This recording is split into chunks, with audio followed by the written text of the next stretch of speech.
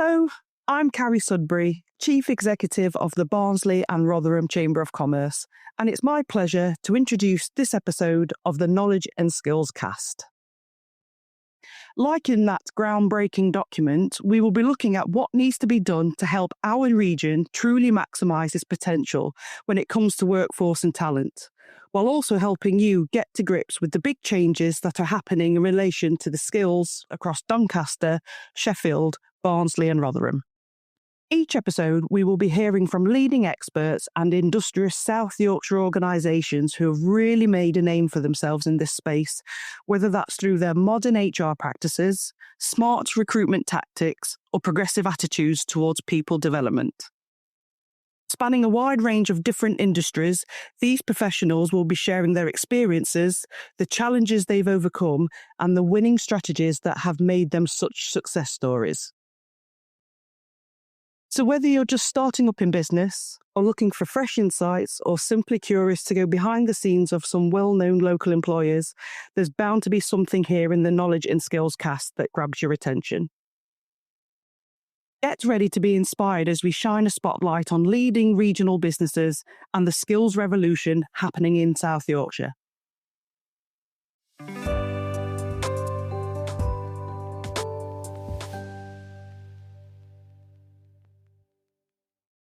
Hello, I'm Shane Young, Operations Director at the Barnsley and Rotherham Chamber of Commerce. Thank you for joining us, and this is our last podcast of this amazing series. I'm delighted to be joined by two fantastic guests who have been pivotal in this overall project, which is of course the Local Skills Improvement Plan. We have Dan Felt, Chief Exec of Doncaster Chamber, and Karen Mosley, Director of Social Impact and Inclusion at HLM Architects with us today. Both guests wear many hats, and this will become obvious during this session. So let's dive straight in. Can you give our listeners a brief overview of your role and the influence you've had on the LSIP project within South Yorkshire? Maybe touch on the initial goals and objectives of the project. I'll come to you first, Dan. Hi, so I'm Dan Bell. I'm Chief Executive of Doncaster Chamber of Commerce. I suppose in the context of the Local Skills Improvement Plan, I'm the project director for that initiative. To go back in time a little bit, the objectives of the Local Skills Improvement Plan were essentially to put the employer community more at the heart of the skills planning system. So to articulate what employers need in terms of skills 2, 5, 10 years down the line, and to use our convening power and influence to get our strategic partners, organisations like the South Yorkshire Combined Authority, and providers, organisations like colleges and universities, to respond to what businesses are saying they need. So to answer your question, Shane, the role is to sort of lead on that particular project, but also, and perhaps mainly, to use our skills, our capabilities as a Chamber of Commerce to bring our region together and to start trying to do skills planning once and well for perhaps the first time, and make sure we really align skills supply in our region with what businesses need to grow and thrive. Brilliant. Thanks, Dan. Over to you, Karen. Yeah, hi, I'm Karen from HLM Architects. My role was born out of my position as president of the Chamber, Sheffield Chamber of Commerce. I had a focus on skills, and Dan asked if I would help to support the LSIP and the stakeholder engagement process initially. So working with businesses, running some of the stakeholder engagement sessions. I think the main thing to me about the LSIP was, for an employer, someone mentioned this recently, it's like spaghetti soup.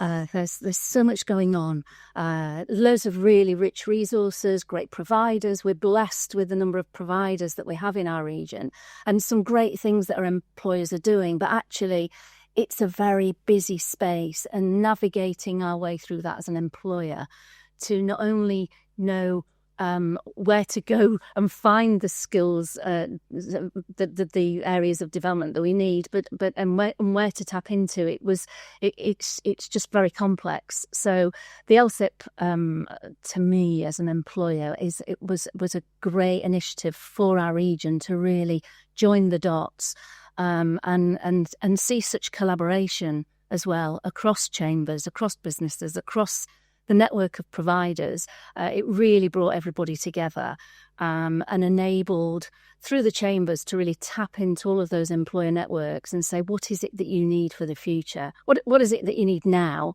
And what is it that you need for the future? And it's not always easy either for employers to articulate what they need. So being able to reach out to those employers who don't know where to start in their skills mapping was one thing. I think one of the things about the LSIP that was particularly great to see, and I think we were hailed for it in South Yorkshire, was it was one of the most inclusive processes. So I think going back to Dan's point, doing this once and well and actually going out and reaching into all of those unheard voices was really important for South Yorkshire, which is what they achieved. Brilliant. Thank you for setting the scene. And I completely agree. I think it's a fantastic project and something that we've collaborated extremely well on with the South Yorkshire Chambers and other key stakeholders across the region. We'll go into more of what you've just touched on through some later questions. But before we get to that, what prompted the launch of the LSIP initiative in South Yorkshire, and how does it fit into the broader regional and maybe national strategies for economic growth and skills? Again, I'll come to you first, Dan. So the motivation for LSIPs came from the previous government, the Conservative government, and it was actually the brainchild of former Secretary of State Gavin Williamson, I believe, which is never normally a good thing with kind of retrospect. But on this occasion, I think he kind of got it right in terms of trying to say, look, we've been doing skills planning for a long time in this country, but we've been doing it from the perspective typically of public sector organisations like local authorities or latterly mayor or combined authorities that just feel that step too removed from the private sector and employer community sort of proper. So the design intent of LSIPs was to kind of involve organisations like Chambers of Commerce. They've been the main deliverers of these in this country, but not exclusively. So other partner organisations like the Federation of Small Businesses or trade associations have held the reins in other parts of the UK. So the attempt was like, we could get that sort of private sector proper worldview communicated into our partners. And I think we've done that relatively successfully. But of course, to do that, we've had to work very closely with those providers, with those partners, to kind of get their problem statements, to tell us where the gaps in their information are, to kind of set the homework, if you like. And we've been able to go and do that as a Chamber of Commerce network, working with other employer organisations to say, look, this is what you've asked for, guys. Here's what businesses are saying. Respond to that. I think where there is still work to go is, and this is in the context of devolution, which I'm a fan of for our region, but we used to do things 4 times in South Yorkshire. We used to do them in Barnsley, in Doncaster, and Rotherham, and Sheffield. And then we've had devolution and the construction of a mayoral combined authority preceded by a local enterprise partnership before it. And we now tend to do things 5 times instead. I think the real challenge now is to simplify further and make sure that instead of having a skills plan for Barnsley, a skills plan for Rotherham, a skills plan for South Yorkshire, supplemented by a local skills improvement plan, which to many extents is the evidence base for all that activity. To use our early phrase, we should kind of declutter and do it once and well. One skills strategy for our region. Absolutely. And as an additional stakeholder with other hats on, Karen, kind of how do you think this fits into that broader kind of skills strategy across our region? I think it's been really important. A part of what I was involved with at the time, at the initial stage of LSIP, was chairing an advisory board. So that was a bit of a critical friend. How is it progressing? How is it going to fit into the wider strategy as well? And as we move forward, there was already a skills board in existence regionally. So what we did was merge those 2 together. And that became the sort of advisory board for Simca's skills strategy. So what's been great is that the LSIP has sort of travelled through and features as that evidence base now for the regional skills strategy. So we know that, as we're focusing on the recommendations in the LSIP, they're all speaking to actually the things and the missions that are now outlined in the skills strategy. So it's all becoming very connected, which for an employer, again, that's great to see, because again, this once and well, let's feed into somewhere once, and let's see, and for the LSIP as well, to be more than just a plan. I think it was always Dan's ambition as project director that this isn't going to be a plan that sits gathering dust on a shelf somewhere. It lives and breathes and it evolves. And as it's now mapped into the skills strategy, it's got the opportunity to continue to do that. Yeah, absolutely. And you've just touched on it there, Karen. I'm going to move on to kind of the key deliverables in terms of the doing part of this, rather than it just being on the shelf, so to speak. So the South Yorkshire Chambers have done a lot of work achieving some key deliverables for the last couple of months, up to 18 months. So Dan, do you want to touch on the key deliverables of the LSIP project so far as project director? Absolutely. So the original LSIP had about 36 recommendations in there, or something of that ilk. So I won't bore listeners, Shane, by going through all 36 of those, but to pull out a couple of highlights, some of those have been things we've recommended for others to do. So, for example, the creation of a South Yorkshire apprenticeship hub, which is specifically aimed at SMEs, who, as Karen was saying earlier, find it quite hard to navigate through a kind of ever-changing and clunky skills system.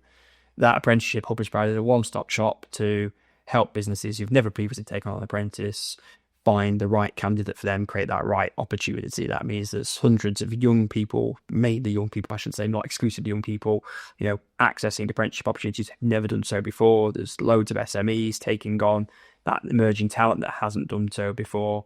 And crucially, it also has this brilliant levy matchmaking service where apprenticeship levy spend that might previously been lost to South Yorkshire, gone back into central government coffers, into the Treasury, to be reinvested into filling potholes in Southampton or wherever else it might have gone to. As an alternative fund that's now staying in South Yorkshire for business, for skills. That's awesome stuff. So from a very simple LSIP recommendation, that's hundreds, if not thousands, of people and businesses potentially benefiting through a new intervention, a new scheme. Another example that we've kept in-house, much more tactical, much more low-key.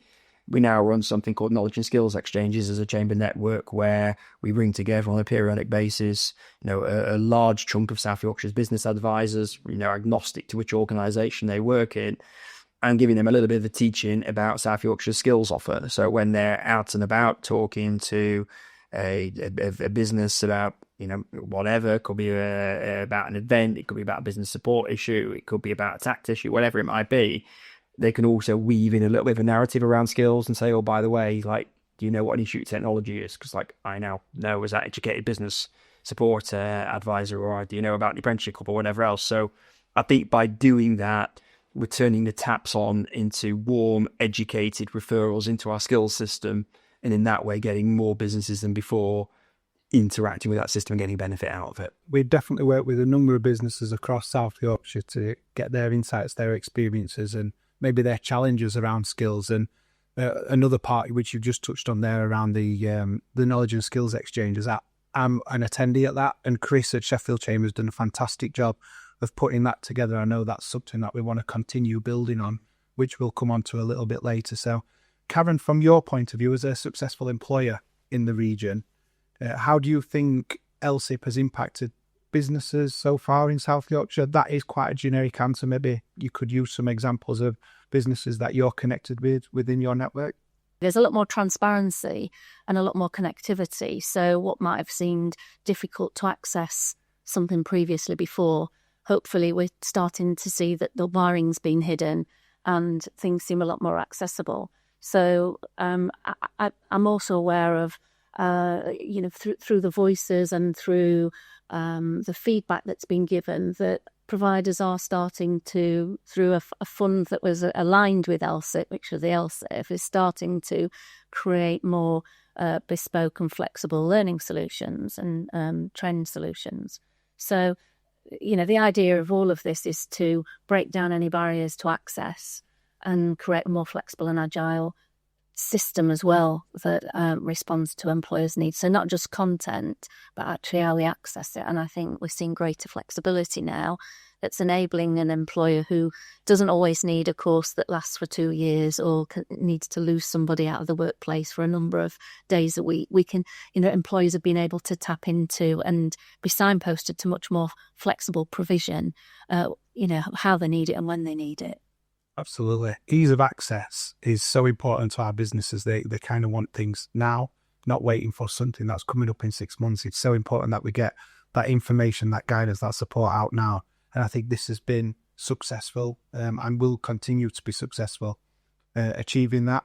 What I want to talk about is kind of skills gaps in industries. We know in industries such as manufacturing, engineering and digital sectors, there are skills gaps in the industries. So LSIP has part of that has tried to get insights from those industries on how that can be addressed. Dan, do you want to touch on that in terms of the work that's been done so far in how the skills gaps in certain industries has been addressed? It's hard. Now, I've done 20 years of my career has been in the Chamber network, 10 as chief executive, and I don't think I've yet got through one conversation with an employer for more than sort of 10 or 15 minutes about skills, education in some way, shape or form, rearing its head as a barrier to growth, and 90% of that feels sort of generic across the employer community, and the last 10% has that specificity to logistics or manufacturing or digital or whichever industry you can't talk them to at the time. But through the LSIP, through a combination of sort of, clever, wonkish, desk-based research that some of our colleagues have led on through, a tried and tested methodology of kind of lots of surveys and things going out, but probably far more helpfully, like, one-to-one conversations, doing a deep dive into a specific employer and their plans, their needs, their barriers. I think we're able to get a good articulation of those skills gaps and to, in quite a collaborative and collegiate way, play them back to our skills community of interest. So specifically colleges, universities, commissioning entities like local authorities, and SIMCA, that allows them then to respond on that, and if you look at now some of the digital immersion suites and the provision in that space that is popping up across our further education sector, there's a direct sort of cause and effect to those things we talked about in the LSIP, saying businesses need help with, to what our provider community is now coming up with. Now that work will never ever be done. It's a sort of, we live in a world that's moving faster than ever and the slowest it's ever going to be, so the rate of change is only going to accelerate. But I think crucially, we've created the networks and the methodology to kind of harvest that employer insight and land it in the system in a clever way. And that's really important, because to make this human and less sort of esoteric about the skills system, the economy I serve, Doncaster, we have double the national average of jobs at risk of automation. And that's thousands and thousands of people, which if we don't get ahead of the curve on that and talk about the opportunities of the future, we're going to be back in those dark days of mass unemployment, and that's not what our economy needs whatsoever. So if we want to deliver inclusive growth, we've got to be ahead of the curve in terms of articulating skills needs and planning for it now. Anything you want to add on that in terms of this, the skills gaps that's been addressed using some of the LSIP work that's been done so far? Yeah, I suppose probably a slightly different angle to it as well is, again, knowing what the skills gaps are now, but then also knowing what they might be in the future are two different conversations. But there's probably a general, and this came out of the recommendations, and actually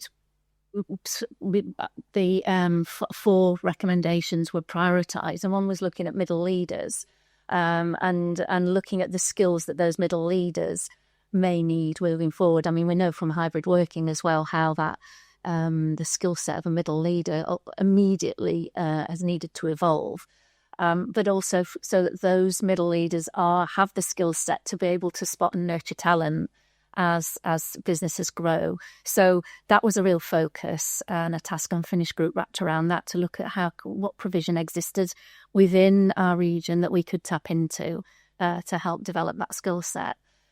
Things like, I suppose, a skill set or a skill shortage as well is within our in the training provider community. So looking at how businesses perhaps can work more collaboratively with training providers so that we can share knowledge. So that might be co-creating the curriculum, but also co-delivering it. We've explored in the task and finish groups around maybe a retirees program. So a lot of businesses have got an aging workforce. We want to retain as much as we can that workforce, but actually where there might be other options across the region for people to move and be more agile and maybe move into teaching, and so maybe retained in industry, not lost to industry, but also can share their knowledge and pay forward to the next generation via training is an opportunity, and one which could actually be a great solution for all of us. So it's enabled that more innovative thinking about how do we address skills gaps, not just by thinking about what do we teach in classrooms or what do we do in the next generation, but how collectively can we come up with some really smart solutions for the future. I think that's bang on. Thank you. As that we touched on the LSIP key deliverables and what that means and how we've kind of come to the work that we've come to so far in LSIP. So what I'm going to do, I'm going to now move on to business engagement. I'm going to come to you first, Karen, as an employer. So how have businesses in South Yorkshire got involved with this LSIP project so far? Because we ask a lot of businesses to get their insights, to get their experiences. How have they kind of got involved so far? Yeah, I think it's true to say that at the beginning of this, when we first started to talk about this, it was another program, and want some more insights. I'm already on advisory boards for this provider and that, and I'm already feeding in, and I've been in the skills landscape for so many years, and what is going to be different? And I mean, Dan's messaging has always been, we want to do this once and well and being really inclusive, and we want to be doing things differently, and we can only do that by tapping into a much wider sort of sphere of influence and of knowledge. So there was a really coordinated, intense period of stakeholder engagement. So working with focus groups, holding different sessions at different times, using surveys, going out to other employer networks, bringing people together, hosting events, tapping into places where we know employers naturally are, and so it didn't feel like it was an additional thing. And Dan mentioned some of the other activities that are happening naturally through chamber events. So for an employers there, let's start to raise awareness of all the things that are happening in the region. And I think just business has been given that opportunity to speak to providers. So some businesses are very active in that space. Some wouldn't know how to reach out to a provider, and we've hopefully broken down that barrier and enabled more businesses to get involved. And I think the just ongoing feedback mechanisms, as well as we move forward through the LSIP process, there's very much a regular reporting, employers sort of maintaining the momentum, and employers seeing what we said and you did. It's really important that the LSIP isn't just a plan, that employers are seeing action, and I think that in itself means we keep seeing the momentum maintained, hopefully long into the future. I think it's so important that if they're giving their time, their insights, their experience, their challenges to us, that action is created, and this is definitely doing that. Absolutely. Is there anything you want to touch on there, Dan? Probably two things. So in a very practical way, how we engage employers, it's again, that mixed methodology of kind of, interviewing people, the round tables, a kind of survey activity that, which I say again, just to kind of underline the fact that there is real credibility and depth to the evidence base we're playing back into our partner community, and that helps with that feedback loop. Because if we don't see action on some of these recommendations, and some have moved forward at pace with support, others feel a bit stuck, we can go back to that evidence base and say, look, guys, you're not just saying no to like the chamber network, you're saying no to hundreds of employers who've articulated the need for this thing to move on. So we need to hurry it up, we need to unjam it and get it going again. So that evidence base is important. But I also want to highlight one of the things that kind of come out of that engagement with employers, which is really hard, and that's the very meritocratic, the very liberal, very lateral way that people are thinking about harnessing talent wherever they find it in our communities, whether that's those that are far from the labour market, or veterans, or others in that sort of space who sort of sometimes find it harder to access employment. businesses are saying they want to get that talent in a really undiscriminatory kind of way. The challenge is often that last mile support, which connects it to the employer opportunity. And I think that's something that we now got to really reflect on as a region, because there is an increasing delta between our ambitions as a place to deliver that inclusive employment, to create opportunities for everybody, and the harsh economic reality that most of our SME community are facing at the moment. The word I've used probably more this last 6 months at any time in my life is clobbered, based on the back of an autumn budget that did exactly that to our business communities. But I think having that knowledge, having that insight, lets us work intelligently with our strategic partners and to say, look, the world is shaking a bit around us, but we know businesses want to do the right thing. They want to give chances to people, but it's just hard to do so based on the cash flow on the balance sheet at the moment. So, for example, we need to start looking far more intelligent incentives again in this space to kind of get people to give somebody a go, but recognise it might be 12 to 24 months before that person's adding real value into that business and just stand on their own 2 feet. So, again, I think that richness of employer insight is helping us make those points well to our partners, and hopefully that then delivers shift in the way we motivate employers to do things in the future. So it's not just yet another ask, as you were saying, Shane. There's a proper business case behind it, and there's a bit of a helping hand to do the right thing in a tough time. Brilliant answers from both there. So for businesses that have already engaged with this project, with LSIP so far, have we got any tangible outcomes, maybe some success stories of what they've experienced? I'll come straight to you, Dan, just as project director, and apologies for putting you on the spot. No, I would point to some of the examples I've given before. I did the South Yorkshire Apprenticeship Hub thing, and I declare my interest because I one of my other hats, to use your phrase from earlier. I currently chair its advisory board, but it's a direct response to the local skills improvement plan. We said there was a massive need to stop giving unspent apprenticeship levy money back to central government and not keeping it in South Yorkshire. We said there was a need to better help SMEs navigate through what can be a sometimes complex provider environment to take on apprentice for the first time, and that now exists. I'm not saying that it's in an LSIP what will it kind of way, but we were a leading voice in saying that kind of thing needs to be in our skills system. I think similarly, we've talked about the need to engage more businesses into the skills system. There's roughly 40,000 or thereabouts organisations in South Yorkshire. And I have a hunch that probably 10,000 of them are talking to chambers or business organisations, to universities, to local authorities who offer help or whatever else. And there's probably 3/4 that never hear from any of us in that space. So again, this level of tactical intervention of upskilling our own business advisors, by our, I mean those in the chamber network, of course, but in other organisations too, to know more about that skills system so they can refer people in and have more of those conversations. It will be a long game, but I fundamentally believe that will shift the dial a little bit on it. So, I recognise this is ultimately a research and insight-led programme, and that can feel a bit nebulous and a bit like on the shelf or in the ether, but I think these are real practical things that are now happening as a consequence of the activity. Absolutely. I think it's so important that we do touch the other potentially 30,000 employees in the region that we aren't talking to. We've got a very loyal business community within the chambers and with other organisations, but there's so many businesses that we're not talking to that we need to talk to. Absolutely. So coming to you, Dan, for businesses that have already engaged with LSIP, can you talk about maybe some of the success stories or tangible outcomes that they've particularly experienced? A big and high profile example I would use would be Keyman invest into our region, like hybrid air vehicles. They are manufacturers of next generation aircraft that will fly with something like 80% less carbon impact than conventional planes, and has all kinds of new functionality into the defence, logistics, in high-end tourism, and so forth.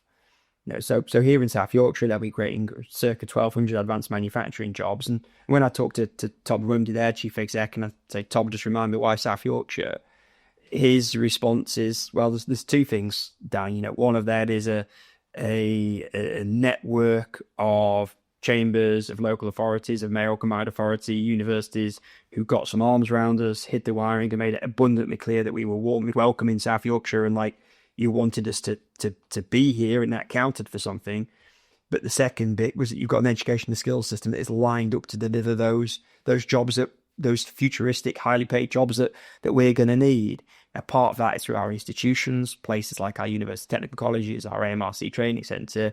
But another key piece in the jigsaw is an LSIP that was pulling all of that together and saying, we're going to listen to organisations like yours and be on the front foot and delivering your skills needs, not just now, but 5, 10, 15 years down the line. So it's a really practical example of where having skills solutions in situ not only helps our indigenous businesses, but helps those that we're trying to attract into our region too, like hybrid air vehicles.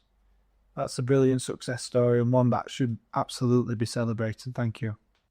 So that's from a business engagement point of view. And we do thank all the businesses and our partners that have got involved so far. And there's so much more we can do and will do going forward. So looking ahead then, what can businesses in South Yorkshire expect to see in the next phase of the LSIP project?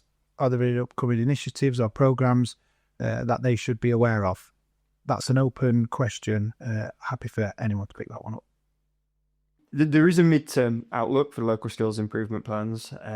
Points of detail, but an important one. They're funded by the Department for Education, and the sort of the timetable for that funding, as being relatively short term so far. We're sort of looking kind of 2-year horizons, things of that kind of nature. So at the time of having this conversation in sort of March, we've now had a 6-month extension to that project, which gives us the opportunity to do a couple more sort of deep dives into employer need in the area. So we'll be looking most likely at the topic of AI and jobs of the future, because it's an emerging zeitgeist thing. We've recently seen a Doncaster-led but South Yorkshire supported expression of interest going to government for Doncaster become like an AI growth zone or growth hub. So it's absolutely imperative we deliver the skills that support that intent. So AI will be one line of inquiry for us.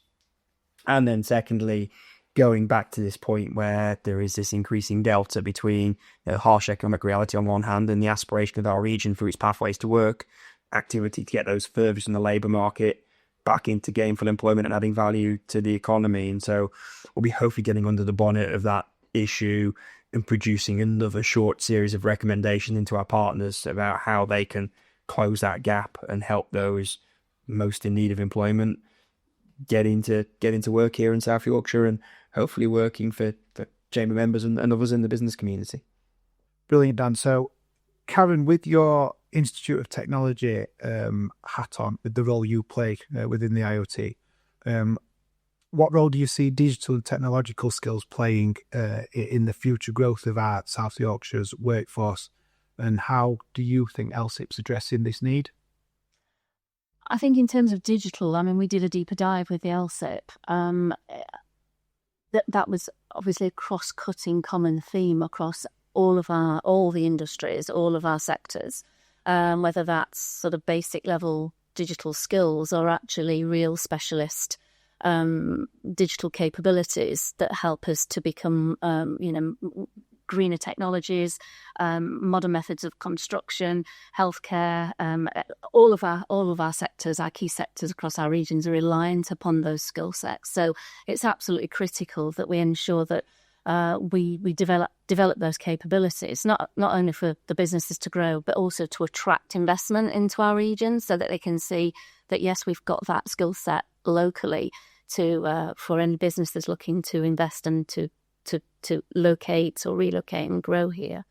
With the Institute of Technology, we've got a focus on digital. The Institute of Technology is a collaboration between employers and colleges and universities across the region. Another great example of collaboration and getting employers' voices integrated into that provision, making that more relevant. And that's focused on level 4 and 5 provision.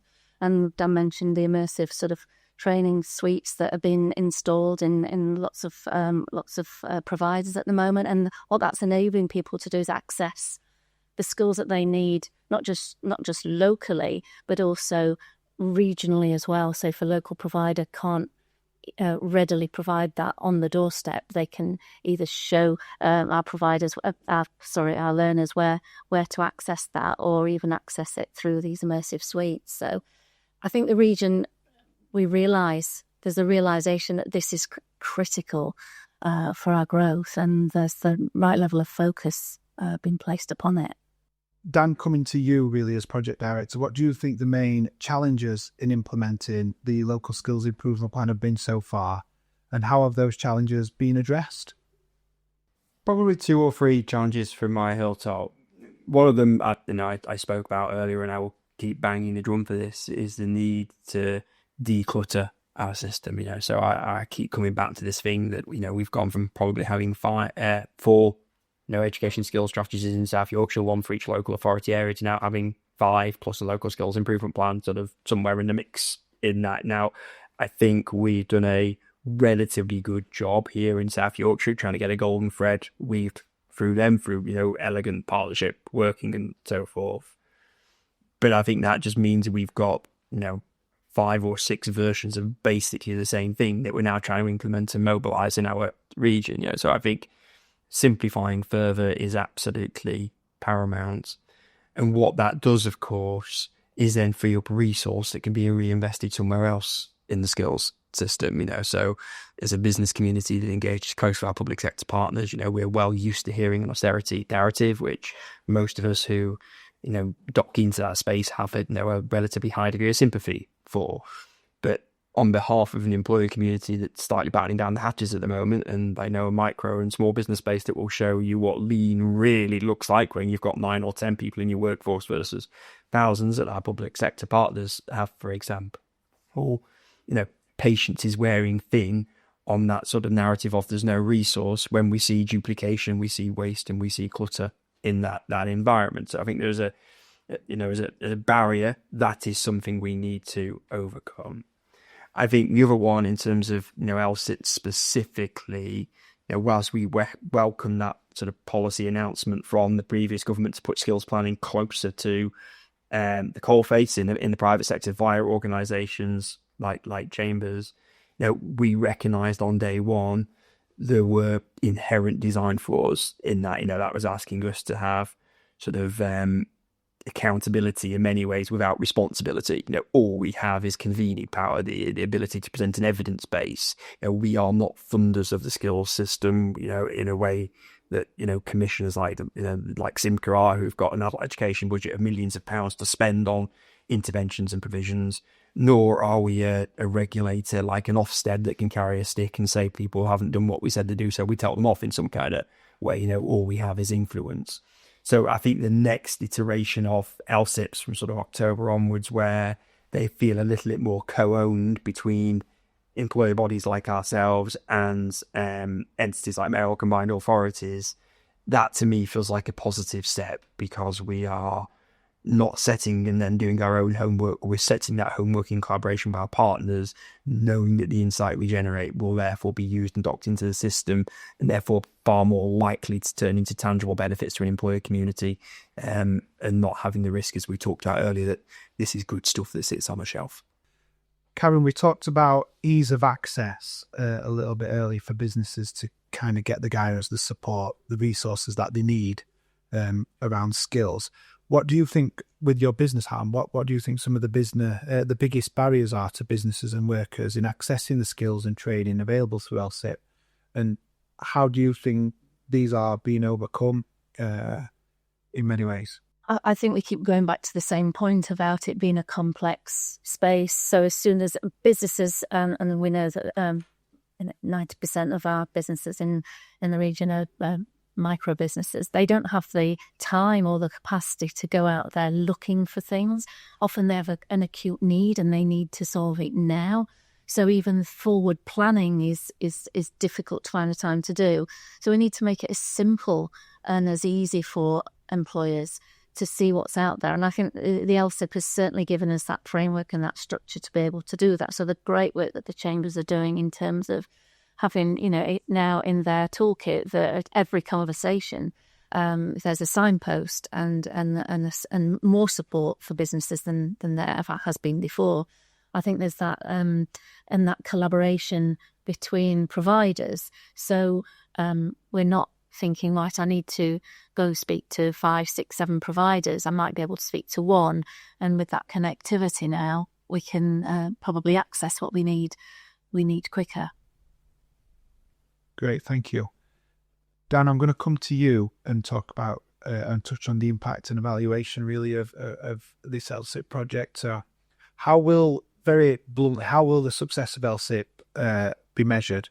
And are there key performance indicators businesses should be aware of? We aren't marked in a sort of a 9 out of 10, 7 out of 10 sort of basis on this by our funders at the Department for Education. It's more a case of, have these recommendations being landed well within our skills system? Are we taking them forward as a skills community? And again, for some of the examples we talked about earlier, I think there's a sort of categoric yes to that. We're doing the things that we're meant to do.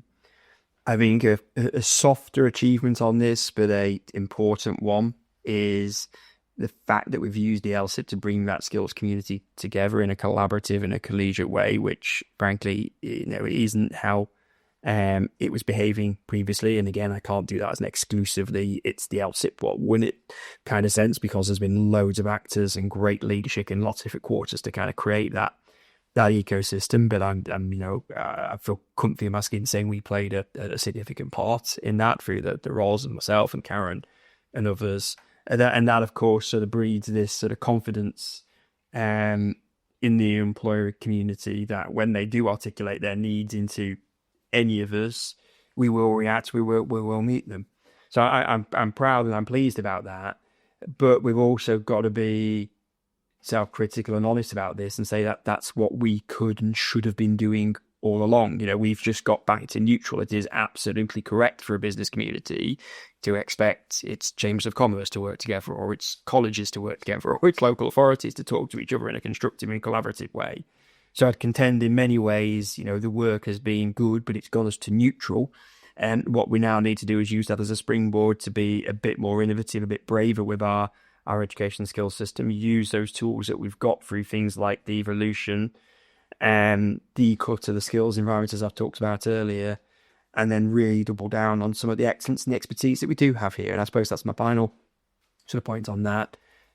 The LSIP has given me lots of reasons to be cheerful too. We often talk about skills in a very deficit-based way, because we used to talk to a business that's a bit stuck because it can't find the talent it needs to move forward. But take a backward step, we've got some, cracking university technical colleges here in our region. The second one on the way in my patch in Doncaster. We've got 2 universities that take their civic responsibilities pretty seriously. And we've seen a leap in educational attainment from our secondary schools in recent years. We've got a brilliant AMRC training centre. Some great ed tech businesses in our neck of the woods, businesses like Karen's that do some really progressive things on staff development and workforce planning. So there's lots of good stuff to build on, and I'm pleased that the LSIP has sort of helped to curate a skills environment that can respond to that emerging need in the future in a more dynamic way going forward. Very well said. And Karen, what do you see as the successes of LSIP so far? I think from the evidence, there was sort of five areas really that were identified, and I think we're already seeing movement on all of them. And whilst I'm not down in the sort of KPIs and the what we've achieved, but knowing that there's an accountability there for that.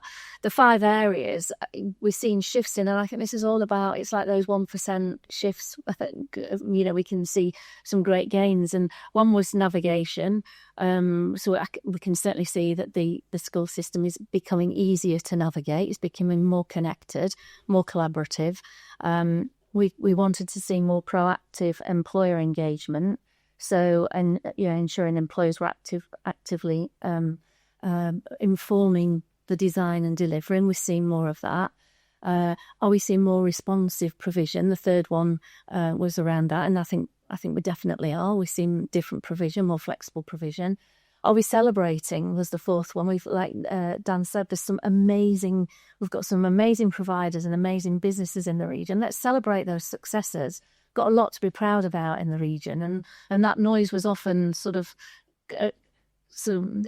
silencing that. So being able to show the great things we've got in the region. So one, we're spotlighting the region of excellence, but also giving other businesses reason to want to, join this movement and see the benefit of that. And the fifth one was about promoting better pathways. So really being able to improve outcomes for those at the very margins of the workforce. And this is really connecting to the Pathways for Work programme that we're seeing coming forward. So again, it feels very connected for the first time in a long time, which is obviously the most a very positive thing. And I've got a final question to you both, and I'm going to stay with you for now, Karen, and come to Dan afterwards. So what would you say to a business owner or a kind of senior leader within an organisation in South Yorkshire who's still uncertain about engaging with this LSIP project? Why should they get involved? I would say if you employees are part of a wider ecosystem, no one can achieve what we need to do alone, and we're not alone. So the only way to shift the dial is really to get involved, get your voice heard. We love hearing from the same people all the time because we learn a lot from that. But actually what we want to reach out to is those unheard voices, because that's probably where a lot of innovation and a lot of need is. So let get involved, otherwise we can't hear voices. It's massively about collaboration. Like I said, we can't do this alone. And I think if we can keep fostering those stronger relationships, it's going to lead to better outcomes, more impactful solutions for all of us. Like I said, we've got this brilliant, rich pool of providers, and they want to know how they can support us with skills development. And sometimes we find it hard to articulate what we need, but through, chambers and other networks, that we can be helped to articulate that need, and then that can be fed forward and it can become a powerful voice for the region. I think, like I said, we're leaning to a front door, and that front door now is very connected. I think before it was like, I don't know which door to go through. If we're seeing businesses like, what did you say, Dan, being clobbered. I'm going to start using that. But increasing demands in an incredibly volatile marketplace, and if we're to stay resilient, if we're to ride the storm, we need a workforce with the skills that are needed to drive productivity and efficiency, not just now but in the future, and maintain that competitiveness. And we also need to be helping develop our future workforce as well, and skills providers can't do that alone. We've got to get involved. So I think that the only constant in life is change, and we just need to be continuously learning, continuously feeding in, continuously listening, so we're equipping that next generation as well with the skills we need for the future, so we've got that strong pipeline of talent coming forward so we can grow.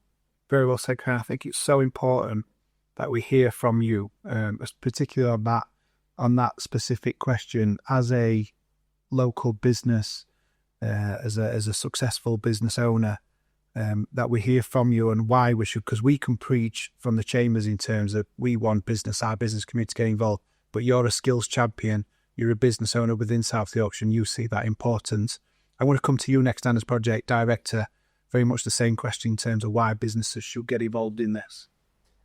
There's probably a strategic and then a very practical answer to this. I mean, in that strategic space, this is becoming an effective and credible vehicle to land the needs of business in a skills system, in that very classic we asked, you said, we did kind of cycle on this, and change is happening. So to bring that to life in two ways and very different projects, we're currently doing a deep dive into the skills needs associated reopening South Yorkshire's airport, Doncaster Sheffield Airport, which will create something like 1,500 additional jobs for every million passengers surfaced out of that airport. So it's huge for our region. The GVA impact will be enormous.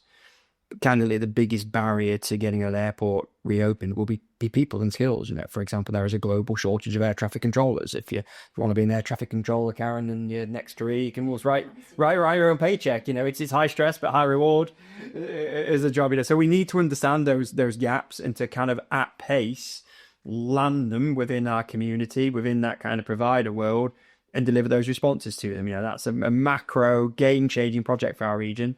Skills is inherent to it, and LSIP is inherent to understanding those skills needs. So there's a clear rationale for talking to us to get that played back into the system. The other end of the scale, we talked earlier about that willingness of employers to engage with those furthest from the labour market. Over in Doncaster, we now have a direct relationship with our 4 prisons, which we haven't done for a long, long time, because businesses are saying they want to give people a second chance in life, but they're also saying, like, we need someone to help us in and find out how to do that. So it's early stages of that relationship, but I imagine in the near future we'll have projects, we'll have programs, we'll have events, we'll have meetings that bring those two worlds together, and we will be creating really innovative ways of giving people a second chance, whilst also solving, these skills challenges that businesses are facing, particularly in sectors like construction, which are gravitating towards that world already. But not all of this needs to be strategic long-term work. I think the other thing that's come out of this for me is just the importance of businesses having someone to talk to and asking a question of them, and like, of course, I'm biased. I'd say reach out to your local neighbourhood chamber of commerce, coverage in Barnsley, from Doncaster or Shepherd on this. But actually, just talk to somebody. Talk to a college, talk to a uni, talk to a local authority, talk to Federation of Small Businesses, Make UK, whoever it might be. These are all people who are connected into the skills world, who will help and put an arm around the shoulder and navigate you in and find a solution for your business. So I think if you've got any skepticism about it, that skepticism is probably well grounded in a prior experience that led to a dead end or what have you. Give it another go. Trust in the system. Trust in your partners like Chambers. We'll navigate you in and we'll find you a solution. Brilliant. Very well answered both on all sides there, kind of that immediate ways that we can engage with businesses, and then that long-term stuff and that wider, bigger stuff as well across the region. So left for me to do is just thank you for joining us for this final session of the Knowledge and Skills Cast, where we've heard from our amazing skills champions. We've heard from Dan Fell, Chief Exec of Doncaster Chamber, and we've also heard from Karen Mosley, Director of Social Impact and Inclusion at HLM Architects. Our fantastic guests have gone into some real detail of what the Local Skills Improvement Plan means to businesses across South Yorkshire and beyond.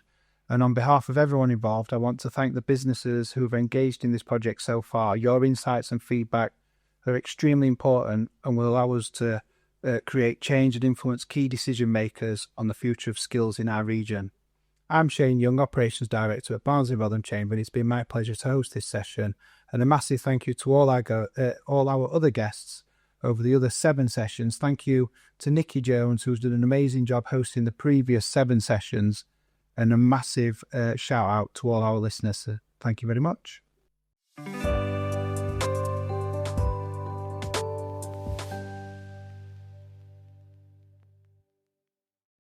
Thank you for listening to the Knowledge and Skills Cast. We hope that, like us, you found this to be fascinating discussions filled with useful insights and intriguing ideas about where our region is heading next when it comes to skills. As we wrap up each episode, I'd like to encourage you to also get involved with the conversation and to join us in celebrating those businesses that are innovating in our region. Whether it's by networking, engaging in their services, or simply spreading the word about the remarkable work they do, your support fuels the change happening in South Yorkshire. Please subscribe and share from whichever platform you're listening from today, and get involved with your local Chamber of Commerce as we strive to support the growth of skills in South Yorkshire.